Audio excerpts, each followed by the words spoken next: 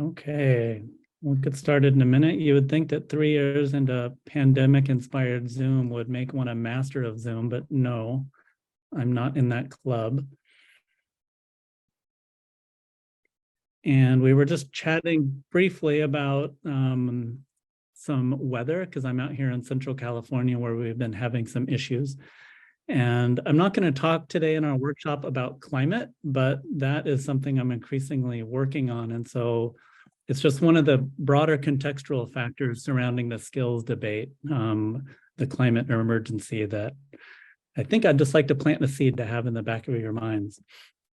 So I put in the chat a handout for today's workshop, and also a book recommendation, and it's 9 o'clock out here in the West Coast, 11 o'clock Central, so we'll get started.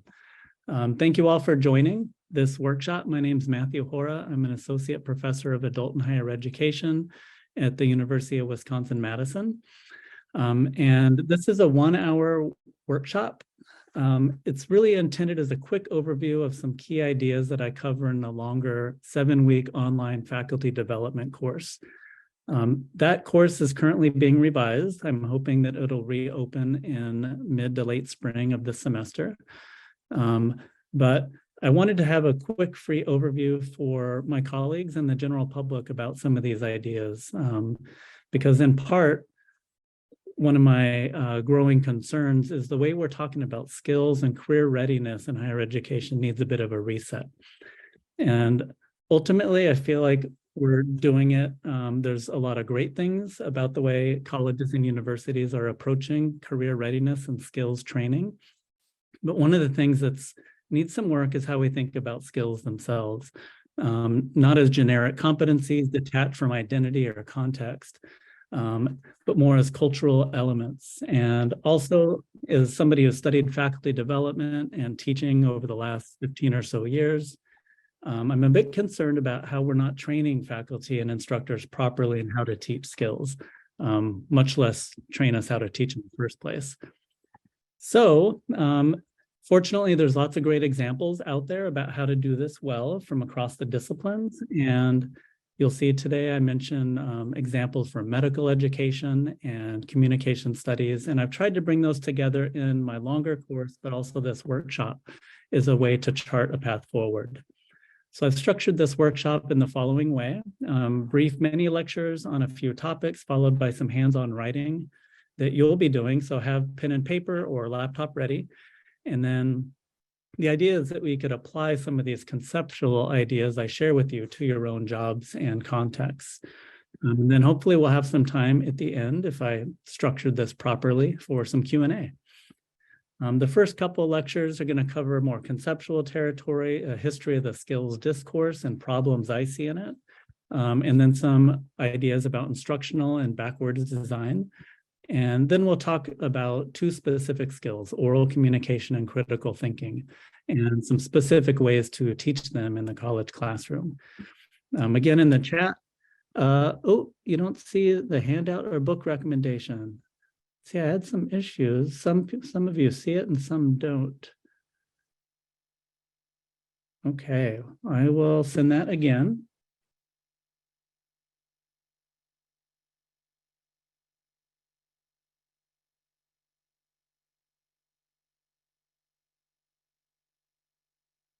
Hopefully, there is the handout. I'll also post that on our center's website, which is at the bottom of the handout.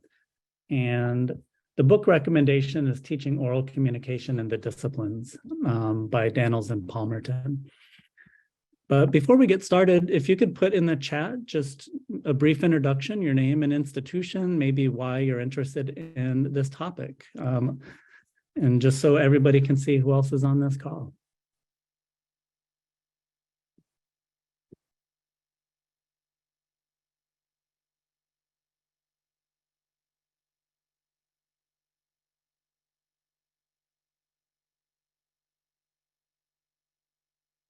If you could do that in the chat, that would be great. Hi, I am actually joining by phone, and so I don't have access to the chat. Oh, okay. Sorry about that. This is Erin Dolan, and I'm the 540 number calling in. Okay, hi, Aaron. If Hi. you want to send me an email later, I can send you a PDF of the workshop handout and also the book recommendation. But it's great to have you on, Aaron. Great, thanks. Yeah, I have to drive to the airport, so I figure phone is a way to go. Okay. Okay, we've got people from all over the country. It's great to have you.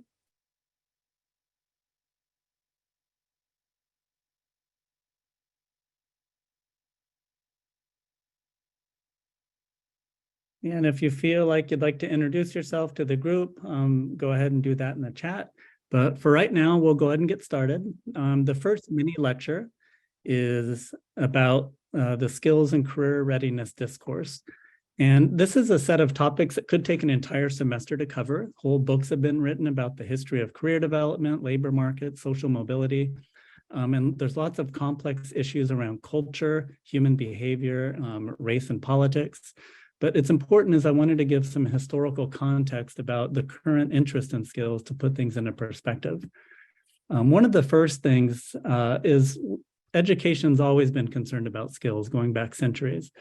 But since the 1980s, fear of global competitiveness, especially with China and India, as they ramped up their educational systems and their economies, led to a lot of angst about whether or not US education, especially K-12 schools, were properly giving their students skills to thrive in a global market.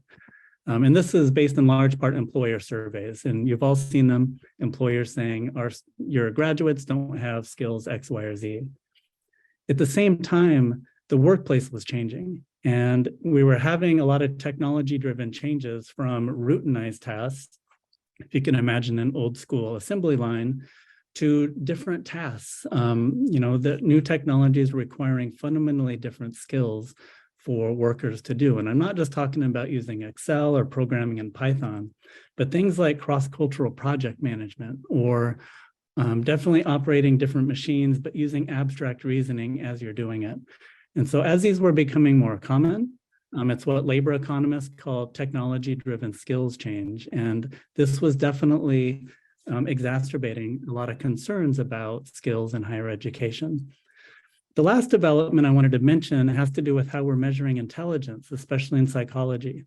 And this shifted in the early part of the 20th century from a focus on literacy and numeracy and IQ tests to the big 5 personality traits, such as conscientiousness or introversion. You've also heard of growth mindset and grit. And work, especially by Jim Heckman in labor economics, has really shown how some of these traits acquired early in childhood has huge impacts on people's lives. And not just on wages that they earn, but things like incarceration or divorce rates. And so these developments, along with the more recent development of the growing student debt crisis and a focus on return on investment of a college education, they've all coalesced to create this moment where career readiness and a focus on skills has become quite the topic in higher education. Now, while much of this conversation around skills like oral communication or critical thinking is around the workplace, I really want to emphasize that for a lot of people, this economic framing is just one of many. A lot of people talk about the value of these skills for a healthy democracy, for combating misinformation, and for a vibrant cultural life. And I mention that not to get into a debate about the purpose of higher education, although that's always fun, but because this economic framing has become so normalized.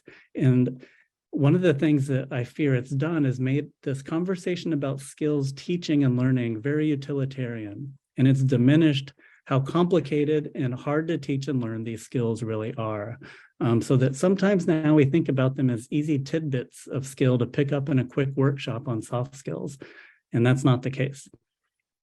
Now, throughout this history, a whole bunch of terms have been used. You all have heard many of these: soft skills, 21st century, career readiness, social emotional. And I've identified at least 6 problems. You're probably thinking, just 6? Okay. Well, some of them are, one, they obscure how difficult the skills are, such as soft skills. Another is they imply this artificial distinction between our cognitive systems and non-cognitive, the non-cognitive framing. Some of them are too vague and imprecise, like 21st century. Some provide too narrow a framing, like career readiness. But the biggest issues I have with most of these terms is they treat skills as decontextualized. And perhaps more importantly, as a person trained in the learning sciences, they completely ignore the issue of transfer. Now, in my course and writing, I use the term transferable skills to highlight this issue of transfer, which refers to a key idea in the learning sciences about the importance of having our students transfer one skill or aptitude from one context to another. The argument being that unless they can do that, we're just teaching them rote memorization about an abstract concept that they're not going to carry forward. So transferable skills can refer to things like critical thinking, but also writing or research methods. And that one of the tasks of an educator thinking about these skills is how do we show our students how to master them and then apply them across different contexts. And so this is a question that brings us to the issue of culture. Now, how a skill like critical thinking is deployed in practice depends in large part on the situation that it's being used in. So consider the case of oral communication in an emergency room versus an oil and gas rig off the coast of Houston, which is something that I studied in my fieldwork. They're very different. And then you think about the role that racial identity and gender and social class plays in how people communicate in that ER or an oil rig. Basically, there's no single generic norm or usage of oral communication in those contexts. There may be some basic principles like speaking clearly, conveying your meaning, but beyond that, they become highly situational, culturally shaped artifacts. And those are two things we need to be teaching our students. That's kind of my main takeaway for today's workshop, both the basic principles and how culturally shaped they are. And this leads us to this idea of skills as cultural scripts. Now, scripts is an idea that K-12 researchers back in the 80s developed when they were training K-12 teachers. And scripts are really knowledge structures we hold in memory about recurring events. So a famous one is ordering from a menu in a restaurant that most of us, we know that script. We walk into a restaurant and we order from a menu. And the idea is that each of us has ingrained in our heads hundreds of scripts from our childhoods, but also our disciplines in our workplaces, how to properly communicate at an academic conference, for example. And so one of our main tasks as educators that I argue in my work is that we need to teach our students some key cultural scripts for communication, critical thinking, and so forth in our classrooms. So just to be really specific what I'm talking about, a communication script that I recently taught in one of my classes, again, was from the very odd cultural milieu of academia, and it's how to interact with audience members at a poster presentation. I taught the students that the script is you stand silently by your poster. You maybe make eye contact, but you don't want to be too obtrusive. And then upon questioning, you give a short 30-second overview, but you don't read the text. And so this is just a type of script that I wanted my students to learn. And one of the things that I did is I explained that, this is an important thing that you can apply to many different contexts. Now, one of the important things to think about with these skills as cultural scripts, though, is we need to think that they're not universal norms. Again, going back to this idea of how they're shaped by race, class, gender, and so forth, and that they can be potentially encoded, they can encode biases from ourselves or our disciplines about proper or good communication. And we have to be mindful of that when we think about the different students in our room and what our disciplines could be encoding as bias within notions of good skills. Okay, so that's the first mini lecture. One of the first things to do, though, as instructors, is we have to identify the cultural scripts in our disciplines. And so I'd like you to jot down one or two cultural scripts for oral communication that you can think of that's common in your current workplace or your discipline, and that you think undergraduates should really learn or know. Again, this could probably include some universal principles like speaking clearly, but it also ideally should include some concrete examples of when and how and where you and your coworkers use that script. So if you could just jot that down, and if you feel like sharing it in the chat, that would be great.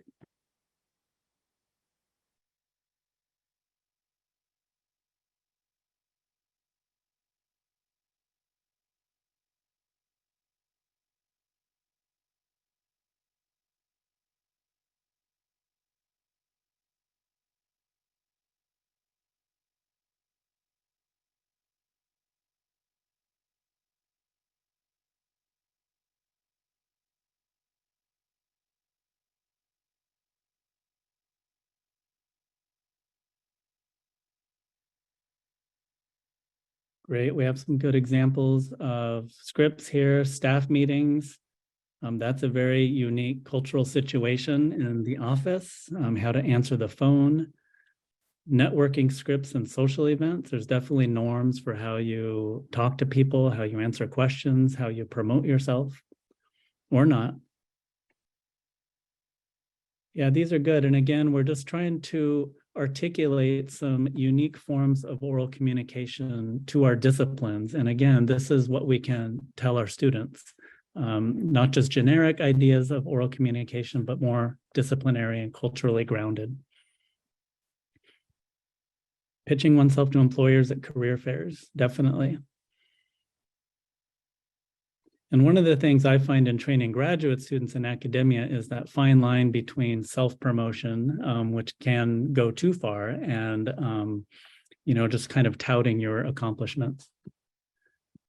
Yes, formality and informality, all great examples.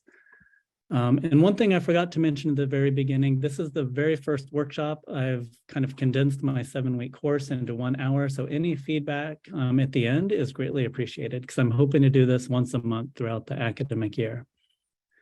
Okay, so now let's briefly talk about instructional design because that is something that is frequently overlooked. Again, many higher ed instructors have not been trained in how to put together a syllabus or to teach. And so this is a really important thing to cover. Okay, so what does this cultural view of skills mean for teaching? First, I wanted to share some insights from some other fields like medical education. I'm a huge fan of the work that is going on there that have approached this problem in the past. And I've found really sophisticated approaches that unfortunately the higher ed community when it comes to higher ed research or teaching and learning often doesn't draw from.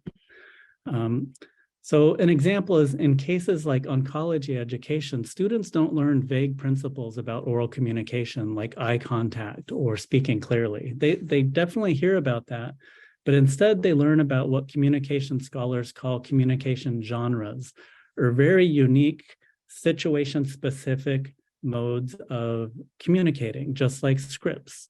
The one that I've read with a lot of interest in this literature is Breaking Bad News to a Patient. It's a script that's unique to the discipline and the healthcare workplace, and it's especially relevant to oncologists. And one thing that medical educators do in these situations is they first have students listen to a lecture about the importance of this type of script, this form of oral communication, and some basic principles, especially soft tone of voice and certain body language. And then they watch an example of it, a simulation. It's often a role play from experts showing how to do this well and how to not do it well. Then they have the opportunity to practice it, followed by some feedback. So this seems kind of simple, right? But we know it's not. And it reflects a very deliberate approach to instructional design that's really essential to teaching transferable skills. One of the first things that's really important to do is related to the idea of backwards design, which I suspect many of you know. And this is where when you design a syllabus or a lesson plan, you start with the learning goal first. And in this case, in this medical education example, you start with the learning goal of teaching this cultural script of how to break bad news to a patient. And so the idea is that you're shifting the design process from an exclusive focus on the content or the chapters in a textbook to the skill. And hopefully those two are intertwined. And then you work backwards from the goal, and then you look at learning activities and then some sort of assessment that allows you to reach that goal for yourself and the students. Now, these learning activities ideally are interactive, where students are actively engaged in practicing this new script, working with their peers, ideally to construct new knowledge, what the learning scientist Mickey Chi calls the gold standard of interactive forms of active learning. Because it's very difficult to listen to a lecture about these skills and to acquire it with any proficiency. But there's 2 key points I want to share about this focus on active learning. One is that we can't always do highly interactive learning like role plays or simulations in a syllabus that's packed with material. So sometimes a very simple thing like think, pair, shares at the desk is totally sufficient. And the second point about active learning I want to make is there is a time and place for lecturing. One of the key issues or practices and skills-focused instruction is you need to tell students via lecture why the skill is important. And so that has to come first before you get into the active learning mode. So with that in mind, there's 5 steps in the teaching skills as cultural scripts that I teach in the course, and it's in the handout. First, you identify and name the skill. I found in working with departments, sometimes this requires colleagues kind of getting together and saying, hey, okay, let's really nail down some really specific examples of oral communication in biology or engineering that we want our students to know. But you've got to name it first. And then ideally the situations that they're commonly used in. The second thing you do, again, in the syllabus or before class, you tell the students why you're focusing on this skill and why it's important. The third thing that is done is you model the skill. We need to show them how to do that kind of presentation or model that kind of logical reasoning. This can be done via a role play or video. The fourth is you create an interactive hands-on activity. And then finally, the fifth step is feedback. This is really important to tell the students, you're doing great on breaking bad news to a patient, but maybe moderate your tone a little bit. And again, the self-reflection feedback loop is really important for learning. Now, I have to say, when I've shared the system with faculty at my own campus at UW-Madison and elsewhere, many have already said, I already teach that in my courses. I just didn't realize it. I just didn't name it. And so one of the things that I think we can do to engage faculty in this type of instructional reform that doesn't alienate them, which instructional reform often does, is to really encourage them to think about the skills that they're already emphasizing in the classroom. And then just to be more deliberate about naming them, telling the students that this is what we're doing, and then building more activities around them instead of assuming that they're just internalizing critical thinking because they're in our courses. Okay, so now I'd like you to take the cultural script for oral communication that you identified a few minutes ago and just write down some notes about how you would sell this or frame this for your students. What would you tell them about why it's important for them to learn this oral form of oral communication?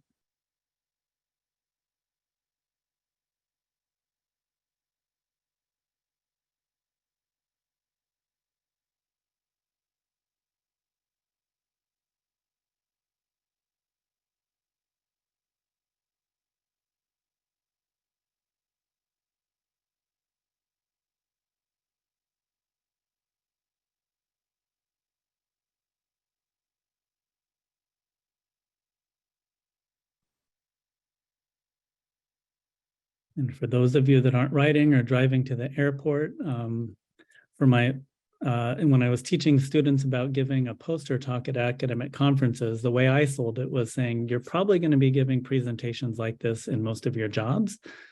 Poster talks are really important for networking and sharing out your research in case you do go into academia. And it's a good practice for talking to strangers, which is a good life skill. Okay, some ideas you all have: reducing errors, networking event, kind of like the poster, making a good impression on future employers, build self-advocacy.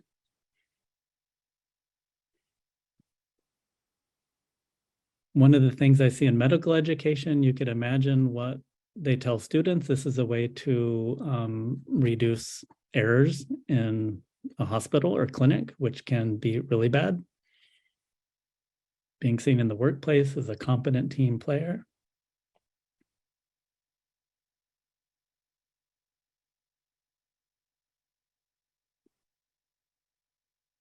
Great. And so the idea, again, is once we've identified these culturally shaped scripts for oral communication, teamwork, whatever, we need to tell students, again, why they're important. And this is an opportunity for you to frame the conversation as well.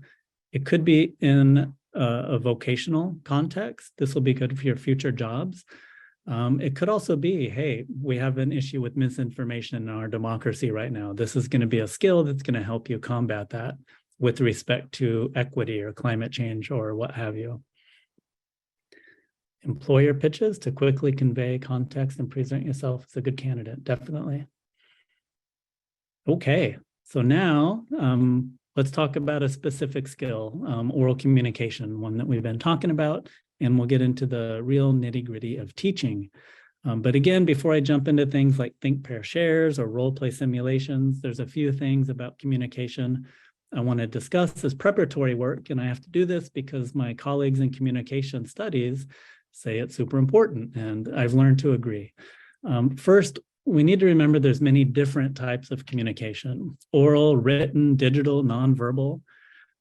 Yes, oral communication is one of the most commonly used, and it's very important, but it's just one of several forms of communication, and we shouldn't ignore the others because they are closely tied together.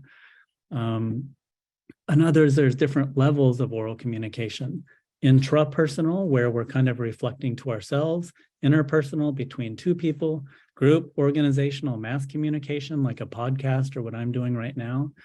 Again, we typically focus on interpersonal group communication in the classroom, but it's useful to think about these different modes and to specify for our students the type and level of communication that we're talking about and focusing on in an activity. The other is that communication is a discipline in its own right. When I first started studying this, I, like many people, had been siloed in my discipline. I had never talked to people in communication studies, but we need to realize that this is its own discipline, and they have their own journals. There's even a journal on active listening. Communication education is a wonderful journal. And so talking to our colleagues, if you or your colleagues or your institution's interested in really emphasizing oral communication, go to the Comm Studies department, go to communication across the curriculum and talk to staff. I recommend seeking assistance from these experts. Unfortunately, we don't have expertise like that for all skills, like critical thinking or teamwork. Although I will say in business schools, you often have experts in collaboration and teamwork that you can rely upon. And so we should just acknowledge the experts in the room when we can. And plus, it just makes sense to learn from their experiences. The last thing is it's crucial to recognize that in practice, communication is usually, if not always, tied to other skills, especially teamwork and types of reasoning. And as educators, when possible, we should try to integrate those together and incorporate them explicitly into an activity and how we talk about it to our students. For instance, in one of my studies, we talked to a young man in Raleigh, North Carolina, who had gone back to a community college to brush up on his programming skills. And he talked about in his job as an AT&T service tech, he was regularly communicating with his customers, but also using his abstract reasoning skills to figure out what the problem was with their equipment, while also communicating with his supervisor and his team about what to do. And so he would tell us that if he wasn't competent in communication, teamwork, and abstract reasoning all at once about his job, he would be out of work. And so he was discussing this in terms of getting a new credential at the community college, but really to sharpen those competencies. And so as you design learning activities for your students, try to situate them in realistic activities like being an AT&T service tech in the field. Try to find authentic real-world activities, a poster fair, working with the team in an ER that you can use as a prompt for communication activities in the classroom. So for those activities, there's tons of teaching methods. Again, I highly recommend the book by Daniels and Palmerton on teaching oral communication in the disciplines. And let's see. The first thing, though, that I want to say before I talk about specific culturally grounded ways of teaching oral communication, like role play simulations, is there is a time and a place for some that are more warm-up preparatory work for getting your students comfortable with speaking in class that don't necessarily have to be super grounded in real-world situations. As you probably know from experience, this can be tough for many students just speaking in class. And there is something real called communication apprehension, where students have severe anxiety, sometimes to the point of illness, about speaking in class. And so just getting your students, all of them, not just the extroverts, talking may be your first order of business. And so to do that, consider the following low stakes activities. I'm sure some of you know many of these. But again, it's a way to scaffold how you introduce oral communication skills to your students. One is think, pair, share, where you give your students a prompt on the material where they sit and then quietly write. That form of writing silently is very useful for quieter students. And then they talk to the neighbor, and then they can share out to the larger classroom. Small group discussions. There's a whole host of different ways to do small group discussions. One of my favorite is the jigsaw method, where you break up a reading and then you have a small group assign different parts of that reading to different members of the group, and then they go into different groups where the specialists of that part of the reading talk about it and make sure they really understand it. Then they go back to their home group and teach the others about their part of the reading. And then there's whole class discussions. These can be guided Socratic lectures, open-ended conversations. And again, the idea is just getting people comfortable with talking and speaking. These activities, again, don't have to be linked to the cultural script of the discipline, but if you could have it grounded in a real-world situation, that does get us started on the road to having them transfer what they're learning in the classroom, which is abstract, to real-life situations. One of the things that you can do with these low-stakes communication activities to start bringing in the real world is have guests come in and provide examples or problems from their jobs as material for these activities. For example, last semester, I had a guest administrator from a local school district come in and talk about teacher burnout. And that became a topic for an in-class small group discussion. But to take the next step and to have your students really practice communication cultural norms in your fields requires the activity to not just be grounded in these real world situations, but to give them a lot of opportunities for practicing it. So for instance, for my poster presentation component of the class, I created an activity where there was kind of a faux poster presentation in the classroom where students went around and asked their colleagues about, questions on the poster. And I found that we did this for just 10 minutes, twice before the actual poster fair, and it gave them a lot of confidence and comfort in doing this. But here are a couple tried and true activities for teaching oral communication from a more disciplinary and cultural approach. One is role play simulations, probably the most flexible and effective method. This is where you select a situation like breaking bad news to a patient and its related cultural script. You explain it's important to students, you model the skill, you let them practice. It could be in small groups where it's really low stakes, or it could be in front of the entire class where it's more high stakes. Medical educators, again, but also communication educators use role plays and simulations extensively. I've seen it also done very well in engineering classrooms. And to mix things up, to make them a little bit more engaging, you can have colleagues come in, or again, guest speakers, to do the role play, to model certain behaviors. And it's also important to model good forms of communication that you're trying to teach, such as how to informally network, but also things that you'd want students to avoid. Another communication heavy activity is based on the idea that giving presentations is pretty common in most workplaces. And so this is where you could have students do presentations either to small groups or to the whole classrooms. Many of us do it, but it's often not grounded in specific disciplinary real world examples of how they can give presentations in the future. And so, so that's a super quick primer on different ways to teach communication skills from a cultural perspective that embraces both teaching basic principles in low stakes manner to get students talking in the classroom to more situational approaches.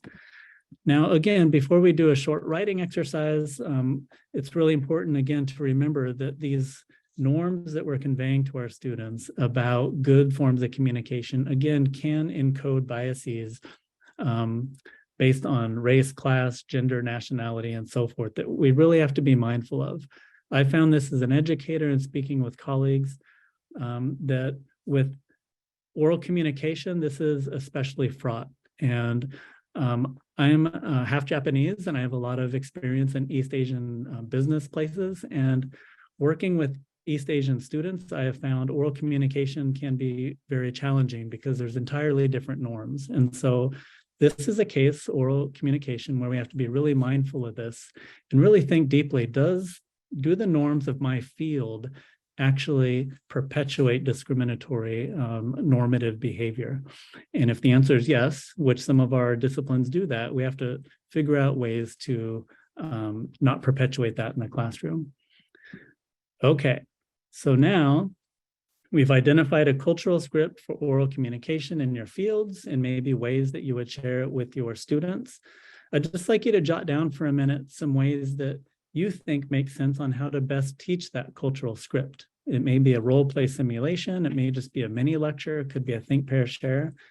But just try to think about, how would you teach the cultural script you identified to a group of undergraduates?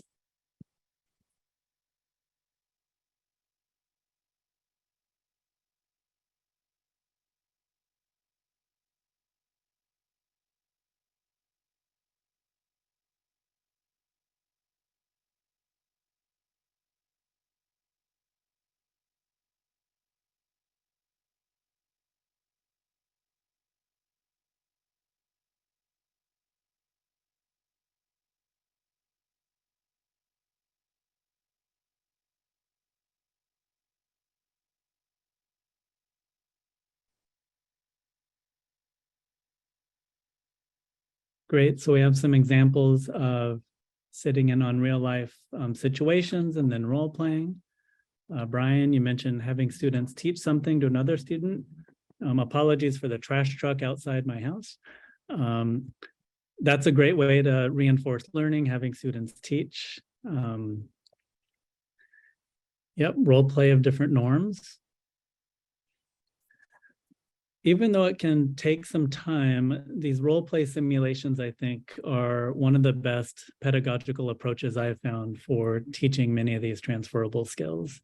It just takes quite a bit of prep work to make it be a substantial activity, but it pays off. Any other thoughts or ideas about ways that you could teach or do teach the cultural scripts for oral communication to your students?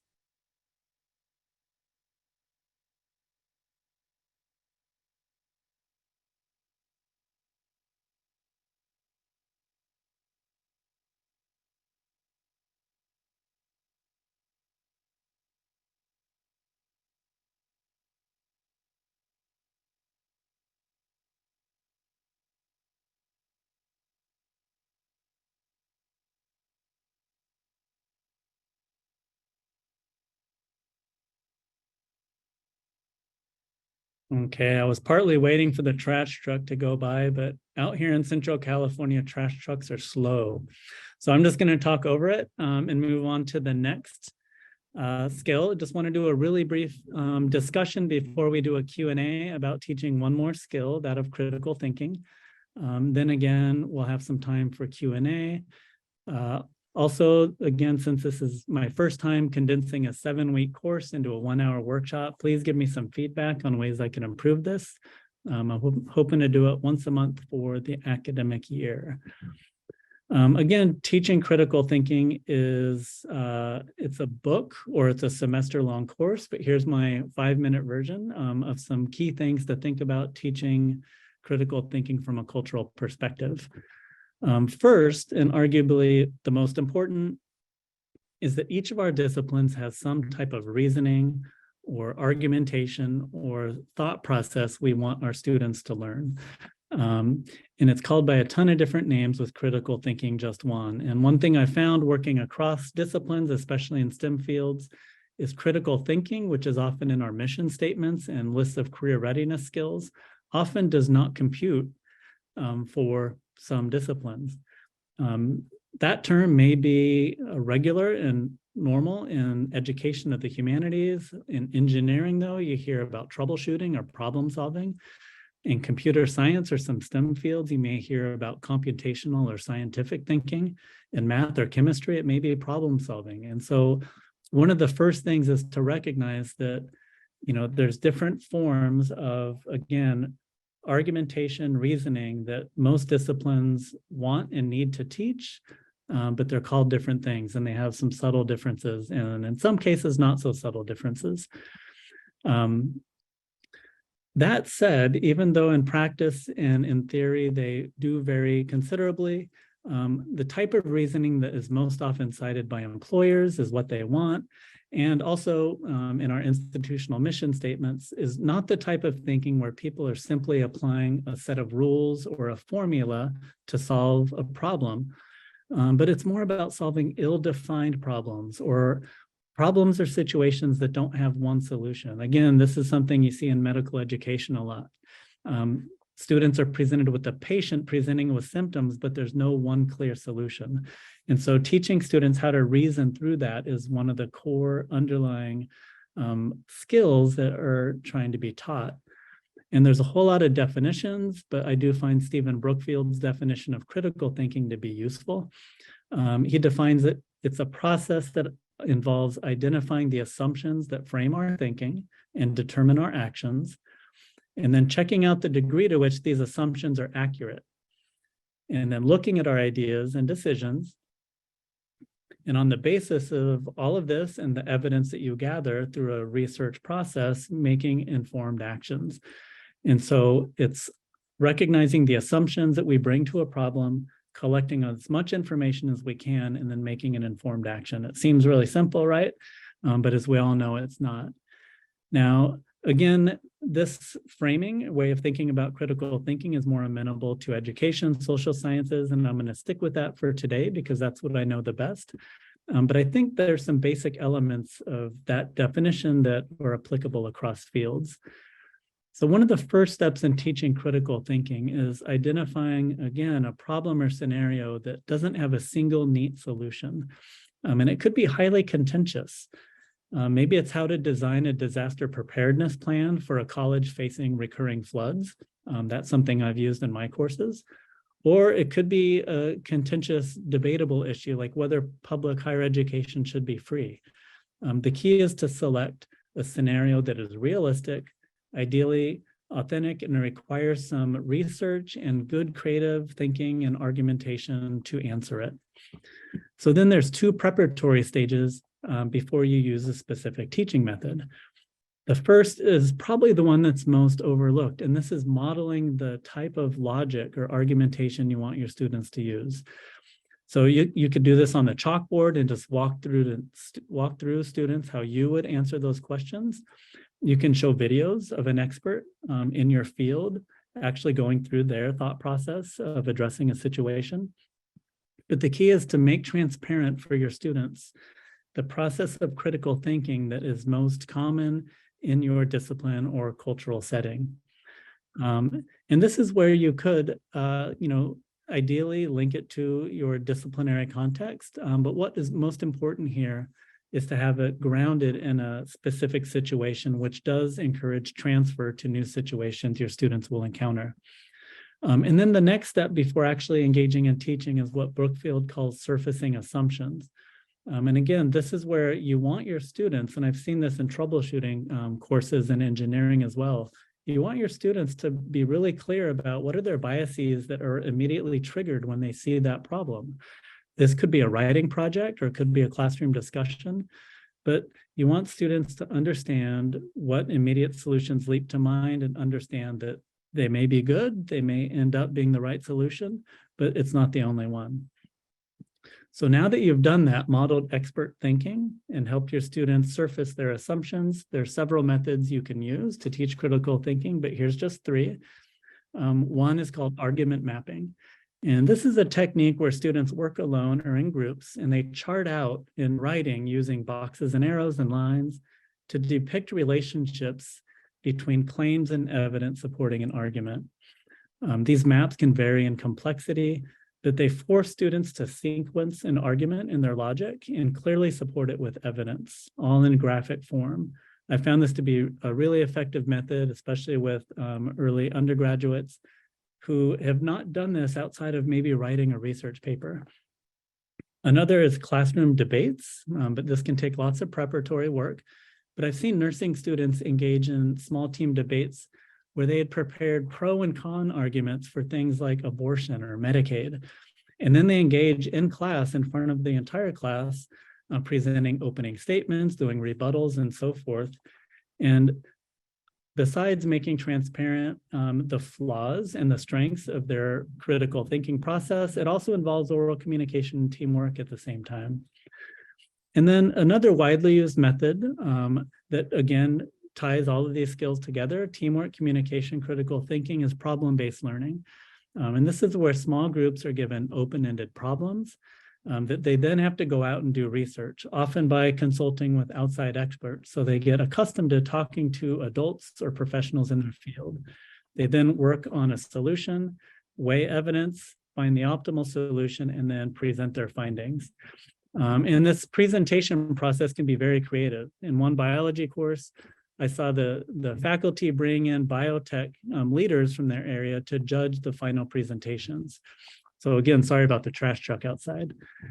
So there we have it. There's a few ideas for teaching critical thinking, again, using with this cultural script idea, where critical thinking is not an abstract, decontextualized idea, but is grounded in real world situations unique to our disciplines and our professions. Ooh, okay. So before we open it up to Q&A, I just wanted to end. Thank you all for joining for this hour. And as you can see, there's lots of methods and ideas out there. But as I've studied educational reform over the last couple of decades, I've seen that it's possible to have pockets of excellence and innovation in our colleges and universities, and we definitely have lots of examples. But we don't see wholesale institution-level transformation happen until and unless the institution and leadership gets behind training faculty and providing resources to train faculty and instructors. And then if and when that happens, to do so in a way that isn't top-down, that alienates the instructors who are in the classrooms. This is something there's ample evidence and research from K-12 about how not to do educational reform. Unfortunately, sometimes we see some of these problems, especially top-down efforts, replicated in higher education.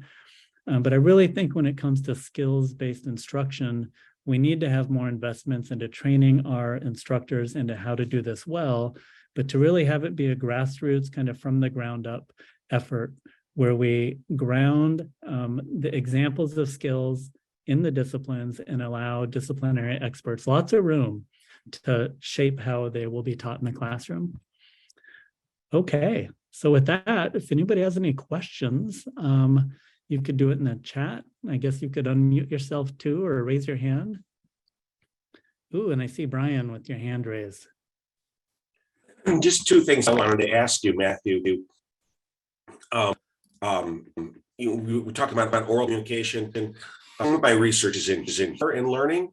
So I'm wondering how the role of humor plays. How does humor play a role in some of the things talking? Excuse me, I have a sinus infection. And number two is this idea of cognition, of learning how to learn, taking your ability to learn in one situation and applying it in another situation. Great, thank you, Brian, for those questions. The role of humor, I've never thought about that, but I think most experienced instructors, and I've done tons of classroom observations as part of my research, some of the best teachers out there, we all know, use humor. Sometimes it can be done poorly, but if done well, it's a way to engage. And so I would think that, with respect to oral communication, if you're talking about teaching students when to use it as part of like a disciplinary norm, that can definitely be a way to pique their interest, to make it a more engaging activity. I would think you'd have to be really careful with boundaries about humor, when it's used, how it's used. But again, it's not a topic I'm really well-versed in. With respect to metacognition or reflection, it's one of the skills I emphasize in that online faculty development course, self-regulated learning. How do you teach it? And there's a whole literature on that.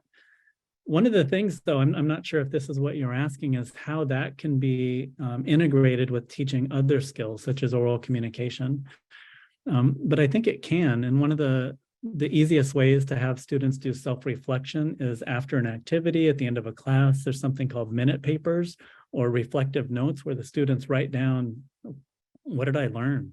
Or what did I not learn? What was good about that activity? And I can see that being something you could even bookend an oral communication activity, maybe before and after. Just having students reflect and get metacognitive about what they gained, what they're still struggling with. That's often a really important part of their own learning and developmental process. Yeah, I've heard it called an exit ticket, an entry ticket. This book as bookending things. Yes, definitely. Any other questions? I guess show your hand or put in the chat. And again, as you need to go, thank you for your time. And if you have any feedback, please send me an email. It's hora@wisc.edu. Any questions or comments? Matthew, can I chime in? I'm sorry, I can't raise my hand on the phone. No. Yes, go ahead. So I'm wondering, I think your points about, given that these are cultural scripts, how do we be mindful that we don't recapitulate biases? And I wonder, one idea I have learned from colleagues who study equity and diversity is the idea that we teach the cultural scripts recognizing that they have the potential to be biased, and help our students recognize that they have the right to know these cultural scripts and then a right to choose whether to follow them. And I was wondering whether, or if they feel like those cultural scripts are in conflict with their own cultural scripts or the way they sort of view themselves and how they want to behave in the world, that they can then choose, at least with the knowledge that this is the current cultural script in the discipline. And I was wondering if you had any thoughts on that. Thank you so much for that observation. Honestly, I am just now starting to really put some thought into this issue of not just being aware of how our cultural scripts for disciplines can encode bias and perpetuate it, but then what to do in the classroom and how we teach our students. I think that's a brilliant idea of just surfacing for our students, making explicit that these are disciplinary norms in computer science or art history or whatever that could be seen or could in fact be perpetuating bias or discrimination. And then they have a right or freedom to reject, alter, or use them. I think that could be a good approach, but it's not something I've thought very deeply about yet. And that's part of the reason I'm revising my course right now is this is something obviously, and there's certain disciplines, I've talked to a number of computer scientists where they're very aware that some of their norms are very misogynistic and they want to figure out what to do. And so this is a knotty problem. But yeah, thank you, Aaron, for raising that.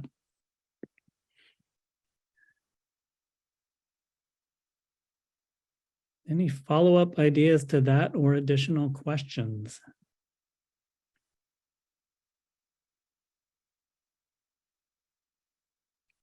I think the other thing I'll say about that topic is just by framing these as cultural scripts is a first step in recognizing that they can encode bias.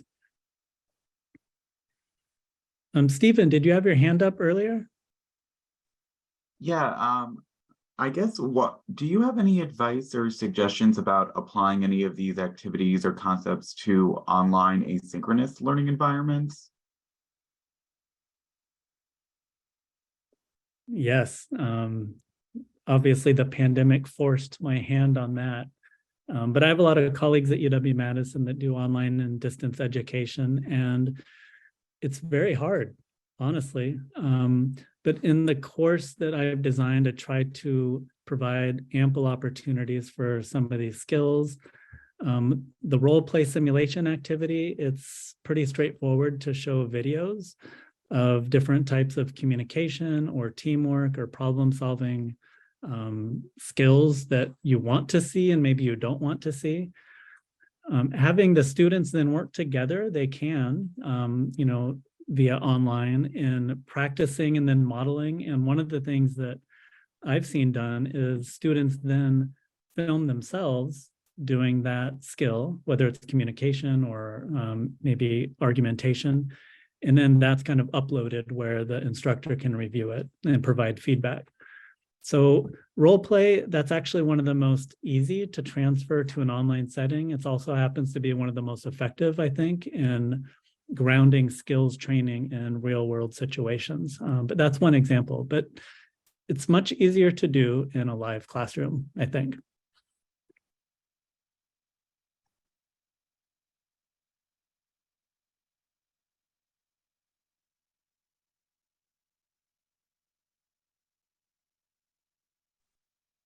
Is that Jesse? Do you have your hand up? Yeah, I put this question in the chat, but can you talk a little bit about the assessment piece? So I know a lot of it is the reflection, writing, but when you think about it from the capacity of faculty member teaching a course, and that course is quite large, and then you know, I think there's a lot of wonderful ideas, and then you think about what's realistic, what is scalable, and I'm just curious if you have any sort of innovative or creative ideas around assessment and scalability. Yeah, thank you for that question. And that's probably the most common question I get when I teach this online course is assessment. Because many of our institutions want evidence that we're teaching these skills to the students. In some cases, I've seen in community colleges, faculty promotion now being tied to how well they're teaching soft skills to their students, and they need proof. And so I think the two that come to mind the most, one is super easy and honestly a little dicey and fluffy, but it's basically participation points. I've seen in some classroom debate situations to really accurately assess the rigor and complexity of a student's argumentation would be very difficult in a live debate situation. So instructors I've seen that use this often, they just give credit for participation. And if there's obvious non-participation, the student doesn't get credit. On the other end, you do have rubrics that you can develop. And you know, for this particular instructor, if they had had time and the inclination, they could have created a rubric for debate participation. Did they provide a good rebuttal? Did they cite evidence? You know, was it a logical sequencing in their argument? And you could check those off in real time as the students, you know, performing in their debate. I think some sort of standardized rubric, even though I have questions sometimes about the use of rubrics, is important when we're talking about some of these skills that do need to be demonstrated kind of in real-time live settings. There's also standardized tests for things like critical thinking. I've seen those being used, but they tend to be, or they almost all are generic and not grounded in your discipline or context. And so you'd have to make a decision. Do I want to use one of these decontextualized assessments that's out there and validated or not? Okay, well, we're at our hour. Thank you all so much for joining, and I hope it's been a productive hour. If you have any feedback for me about how to improve this workshop, please let me know via chat or via email or via phone. And I'll be holding these workshops once a month for any interested colleagues. And so, yeah, thank you. Have a wonderful January and start to year 2023. Bye, everyone.